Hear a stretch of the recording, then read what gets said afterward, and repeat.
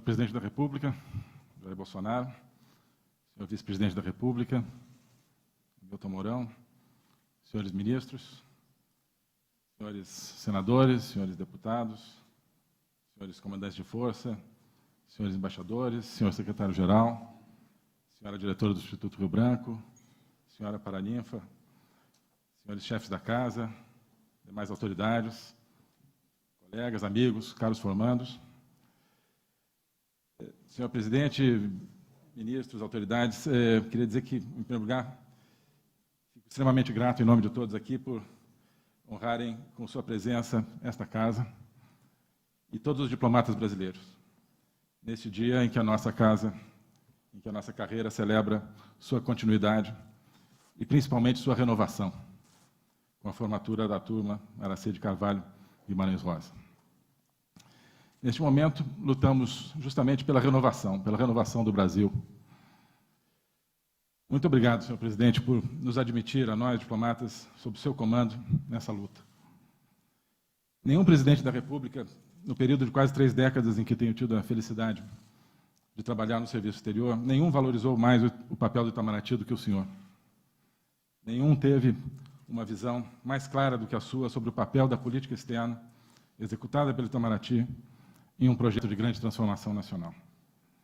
Isso, para nós que estamos aqui hoje, constitui, naturalmente, um privilégio e, ao mesmo tempo, uma enorme responsabilidade. Seremos dignos dessa confiança e dessa responsabilidade. Recentemente, o senhor presidente me mandou uma mensagem de WhatsApp, aquele que mandou a todos os ministros.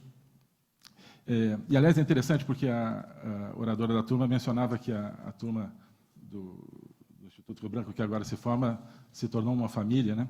E eu acho que posso dizer, junto com os colegas de gabinete que estão aqui, que a equipe de ministros que o senhor formou, presidente, estão se tornando também uma família.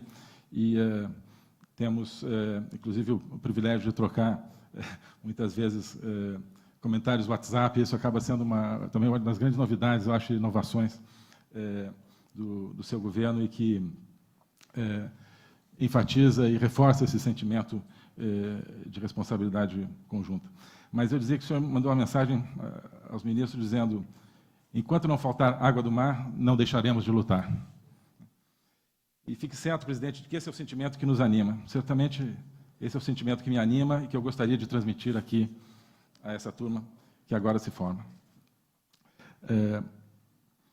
Queria dizer aos formandos que há 27 anos eu estava aí, né, exatamente onde vocês estão. E agora estou aqui, mas continuo aí. Continuo me sentindo aí, continuo sentindo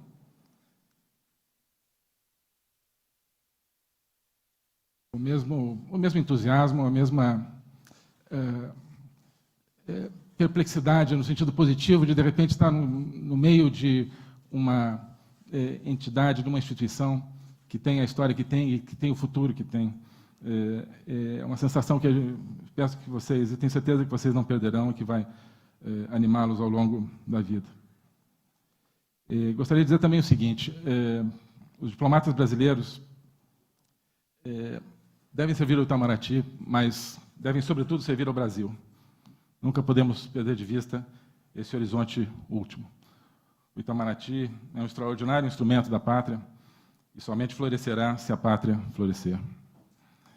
Em segundo lugar, quero dizer que a diplomacia é um método, não é um conteúdo. A diplomacia é um ofício, uma arte. Nós podemos equipará-la, por exemplo, à arte da navegação. A navegação é indispensável para chegar a algum lugar, mas não determina para onde ir. Há que saber para onde se quer ir e utilizar, nesse caso, nesse exemplo, a arte da navegação para lá chegar.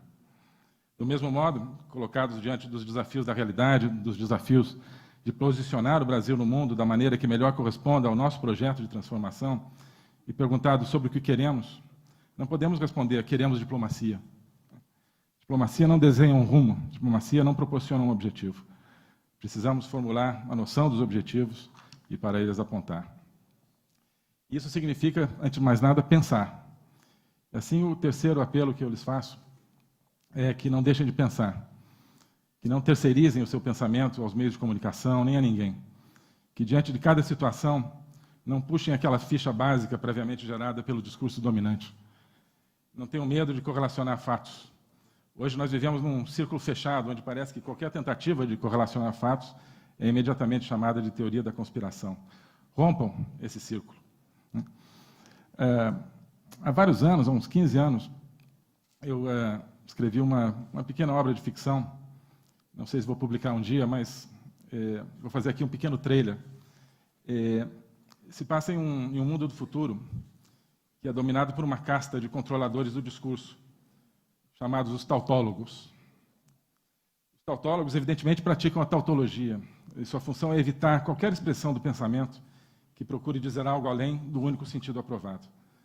Nesse mundo, existe um único e último líder rebelde, que, segundo a lenda, ainda ousa emitir juízos sintéticos, isso é, expressões que procurem afirmar algo além daquilo que está em seus próprios termos.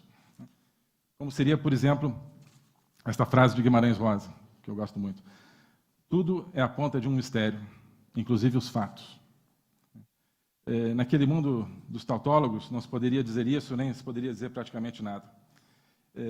Eu nunca imaginei que nós fôssemos chegar tão perto de viver no mundo dos tautólogos, mas acho que chegamos, mas ainda não estamos inteiramente lá.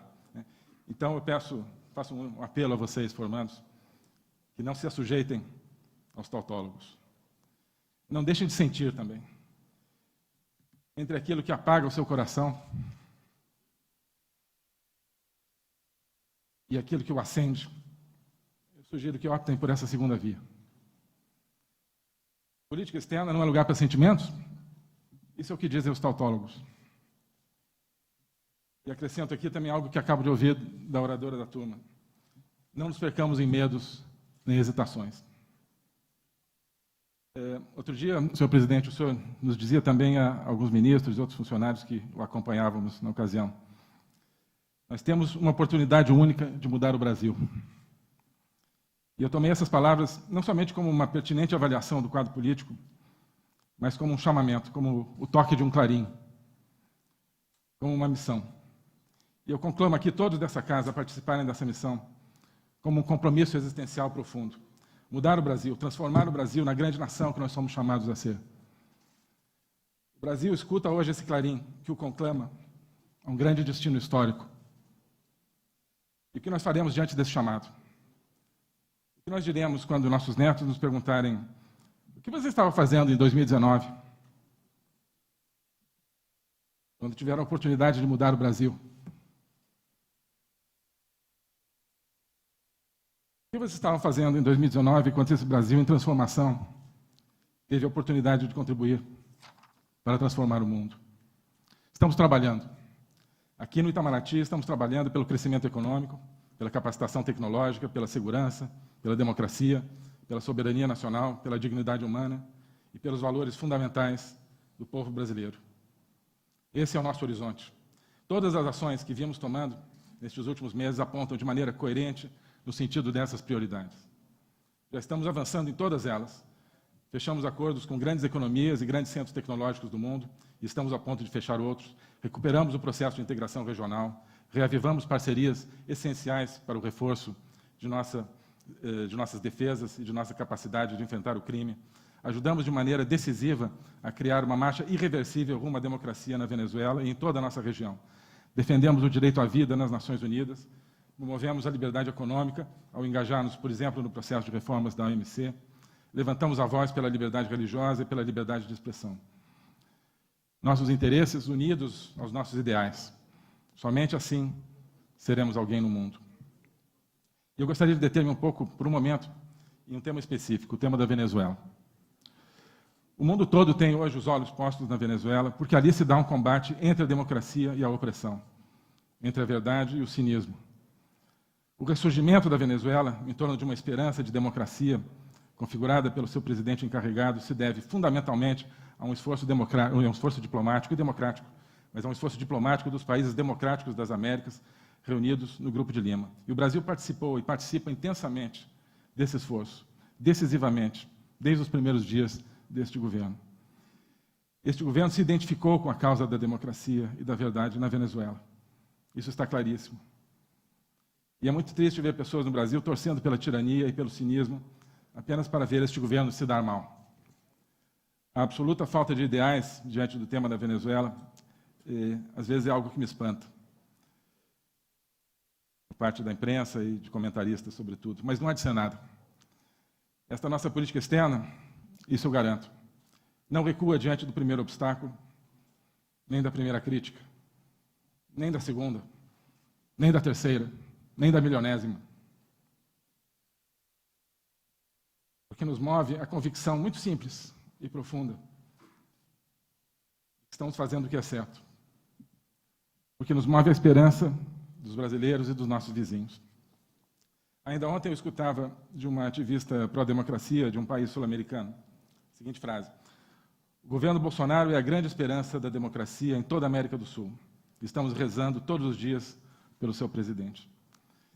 Isso não é a avaliação de um especialista em relações internacionais, que poderia aparecer na The Economist ou na Foreign Affairs ou em algum periódico brasileiro. Isso era o grito rasgado de fé e de esperança de alguém que sente na carne os efeitos da tirania.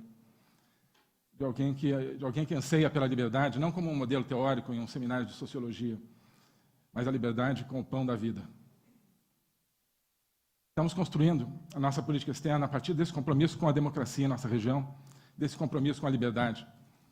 Liberdade de carne e osso. Somente a liberdade, bem fundamental do ser humano, dará sentido aos nossos demais objetivos. Senhor presidente, eu acho que se perguntarem a qualquer brasileiro se quer um novo Brasil, um Brasil mais próspero e feliz, essa pessoa dirá imediatamente que sim. Se quer um Brasil transformado, dirá que sim.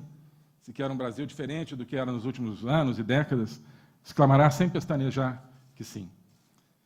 Mas se perguntarmos se querem uma política externa diferente, muitos dirão, ah, não. Aí não. Queremos uma política externa igualzinha. Igual a dos últimos 40 anos, esse período que gerou estagnação econômica, desemprego, desindustrialização, corrupção galopante, criminalidade, ineficiência, colapso da educação e dos serviços públicos, tudo isso, queremos mais do mesmo? Não. Não teremos um Brasil diferente com uma política externa igual. Pois a política externa é um terreno essencial para o avanço da nação. Precisamos de uma política externa que escape ao mundo repetitivo e fechado dos tautólogos. Precisamos de uma política externa que ajude a mudar o Brasil. Simplesmente isso. Bem, hoje também é um dia de homenagens, e sobretudo um dia de homenagens. Queria homenagear inicialmente todos os professores do Instituto Rio Branco, que formaram essa turma e continuam formando as novas turmas, alguns dos quais, inclusive, foram meus professores tantos anos atrás, e a quem tanto devo. Homenagear a diretora do Instituto Rio Branco, embaixadora Gisela Padovan, pelo seu trabalho na frente dessa instituição de referência. Quero homenagear os familiares dos formandos, aconselhando que se preparem, porque se os seus filhos, maridos, esposas, seus pais, que agora se formam, nos seguirem, como seguirão nesta luta e nesta aventura a qual vos convoco, nem tudo serão rosas para vocês, familiares.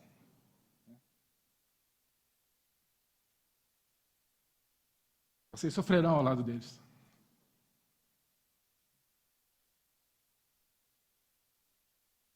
E eles somente suportarão a luta se tiverem vocês ao seu lado.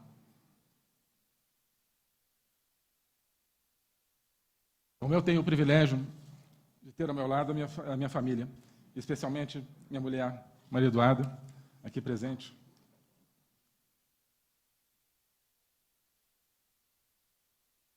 Sem cujo amor e apoio eu não estaria aqui.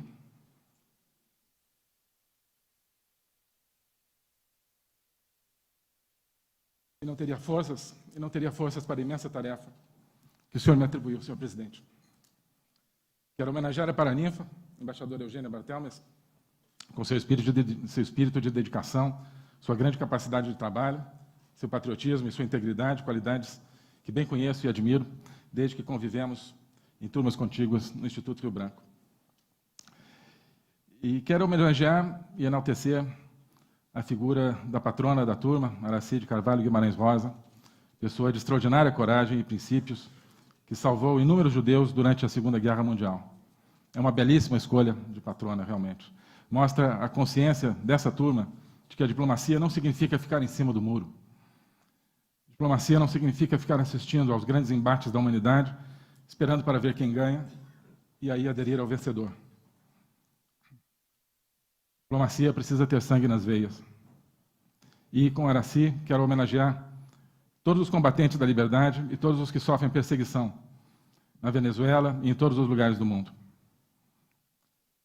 Falando de Aracy, este também é o momento de anunciar que, em breve, o Itamaraty estará apresentando ao presidente a proposta de criação do Instituto Guimarães Rosa, uma entidade que será encarregada de promover a língua, a cultura e a produção criativa do Brasil no exterior, e cujo nome homenageia justamente o marido de Aracy, o diplomata e escritor João Guimarães Rosa, cuja inesgotável aventura criadora nos recorda também que a diplomacia é, entre outras coisas, um projeto literário no mais alto sentido, e simboliza a permanente reinvenção e redescoberta das nossas raízes e da nossa alma.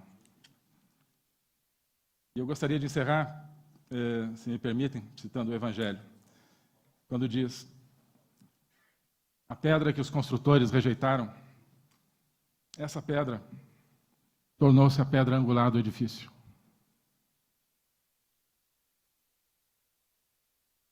De fato, a pedra que os órgãos de imprensa rejeitaram, que a mídia rejeitou, a pedra que os intelectuais rejeitaram, a pedra que tantos artistas rejeitaram, a pedra que tantos autoproclamados especialistas rejeitaram, essa pedra tornou-se a pedra angular do edifício, o edifício de um novo Brasil.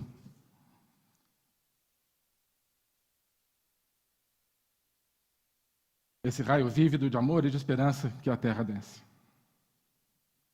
Senhor presidente, nós aqui no Itamaraty, formandos e formados, modernos e antigos, homens e mulheres, todos nós estamos prontos para, a partir da sua orientação, e com base na pedra angular, rejeitada por tantos, mas escolhida pelo povo brasileiro, ajudá-lo a construir esse novo Brasil. Muito obrigado.